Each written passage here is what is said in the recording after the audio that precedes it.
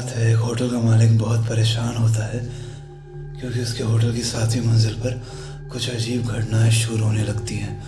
लोग वहां कमरा नहीं लेते हैं और जिसकी वजह से उसे वो जगह 1 साल से भी ज़्यादा समय के लिए बंद रखनी पड़ी। अखबार में खबर, न्यूज़ में खबर, जैसे उसकी बहुत बदनामी होती है तो उसका वो एक उपाय लगाता है और एक प्राइज़ मनी रख देता है होटल की 7वीं मंजिल के राज की खुलासा करने की, जिसकी वजह से बहुत से लोग आकर्षित होते हैं और उन्हीं में से 4 दोस्त की नज़र भी इस न्यूज़ पे जाती है। वो चारों भूत प्रेत जैसी चीज़ों पर विश्वास नहीं करते और ये सब सिर्फ उनके लिए एक मनगढ़ंत कहानियाँ थी और वो चारों चले जाते हैं उस 7वीं मंजिल पर। उन चारों का नाम रहता है नेहा, सूरज, रिया और हर्ष। वो चार उस 7वीं मंजिल पर दाखिल होते हैं। कुछ तो बात थी उस जगह में, मौसम गर्मी का था पर वो मंजिल की हवाएं कुछ अलग ही मालूम पड़ती थी।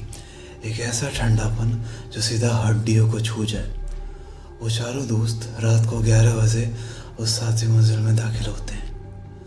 मंजिल पर जिस पर 2 कमरे थे, पर वो 2 कमरे एक दूसरे के अगल बगल होने के बावजूद भी एक दूसरे से बिल्कुल अपोजिट मालूम पड़ते थे। एक कमरे की दीवारें बिल्कुल उजड़ी हुई और एक कमरे की दीवार बिल्कुल साफ होती थी।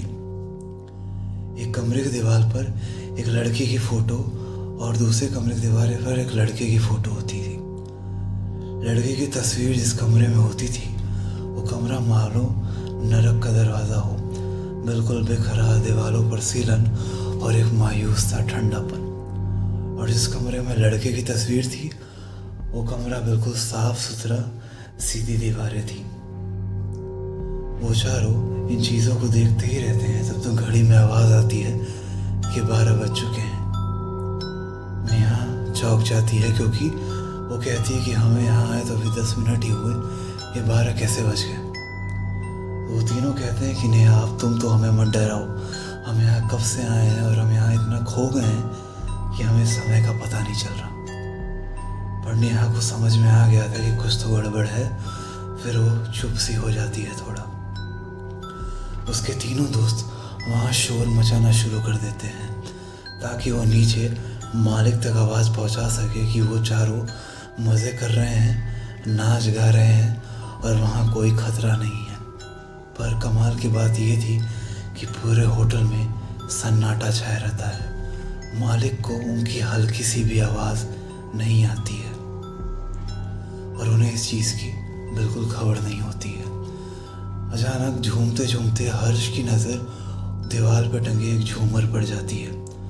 वो झूमर धीरे धीरे घूम रहा था, मानो वो झूमर हर्ष को अपने वश में कर रहा हो। उसके तुरंत बाद ही हर्ष कहता है, चलो टाइम पास करने के लिए ट्रूथ एंड डेयर का गेम खेलते हैं। पर एक ट्विस्ट होगा, एक सिक्का उछाला जाएगा जिससे फैसला होगा कि सामने वाला बंदा ट्रुथ लेगा या डेयर। तो वो बिना कुछ बोले सिक्का उछाल देता है और नेहा का नाम ले लेता है कि नेहा, शुरुआत हम तुमसे करेंगे। और नेहा को डेयर मिल जाता है तो नेहा भी कहती है चलो ठीक है।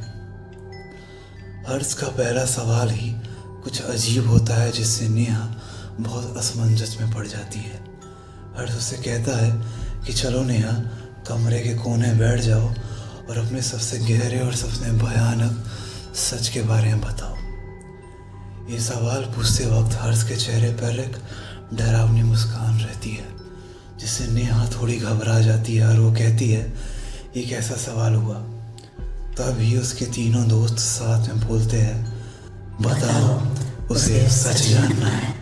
नेहा थोड़ा घबरा जाती है, उसके शरीर के रोंगटे पुड़े खड़े हो जाते हैं कि ये क्या हो रहा है। वो कहती है मैं नहीं बताऊंगी। तो उसके तीनों दोस्त फिर से इस बात को रिपीट करते हैं, बताओ, उसे सच जानना है। नेहा बहुत डर जाती है और फिर वो बताना शुरू करती है कि कैसे उसने अपनी बहन को अपनी आंखों के सामने छत से कूद के जान देते हुए देखा था।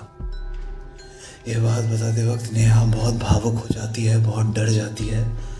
पर हर्ष कहता है, नेहा झूठ मत बोलो। नेहा कहती है, इसमें क्या झूठ है हर्ष। तो हर्ष बिल्कुल साफ साफ कहता है कि वो छत से कूदी थी या तुमने उसे धक्का दिया था। ये बात सुनते ही नेहा बिल्कुल शॉक हो जाती है। वो कहती है कि हर्ष ये क्या कह रहे हो, होश में तो हो। और उसके वो दोनों दोस्त बिल्कुल शांत बैठे हुए होते हैं। तभी नेहा को उन तीनों की आंखों में एक रोशनी दिखाई देती है और उस रोशनी में नेहा को अपनी हरकतें साफ साफ दिखाई देती हैं कि कैसे बचपन में सिर्फ एक खिलौने की वजह से नेहा ने अपनी छोटी बहन को छत से धक्का देकर मार दिया। नेहा अब वास्तविकता और कल्पना का फर्क पूरी तरीके से खो चुकी थी। उसे कुछ समझ नहीं आ रहा था कि क्या सच है और क्या वास्तविकता, क्या वास्तविक है या क्या काल्पनिक है। वो एक झटके में खुद को खिड़की के किनारे पाती और एक झटके में खुद को अपने दोस्तों के बीच बैठा पाती। वो अपने आप को संभाल ही रही थी, तब तक हर्ष की आवाज़ आती है, चलो नेहा तुमसे शुरू करते हैं। नेहा एक बार फिर से शौक में पड़ जाती है कि क्या मैंने तो अभी अपना डेयर कंप्लीट किया है। हर्ष एक हल्की मुस्कान लिए बोलता है, क्या मजाक करती हो नेहा, हमने तो अभी खेलना शुरू ही नहीं किया। नेहा को कुछ समझ नहीं आता है। वो मना करती है कि नहीं मैंने तो अभी खेला है, पर उसके पास कोई ऑप्शन नहीं बचता।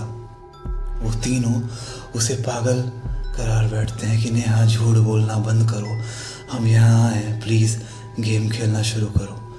तो नेहा को समझ नहीं आता। वो कहती है चलो ठीक है।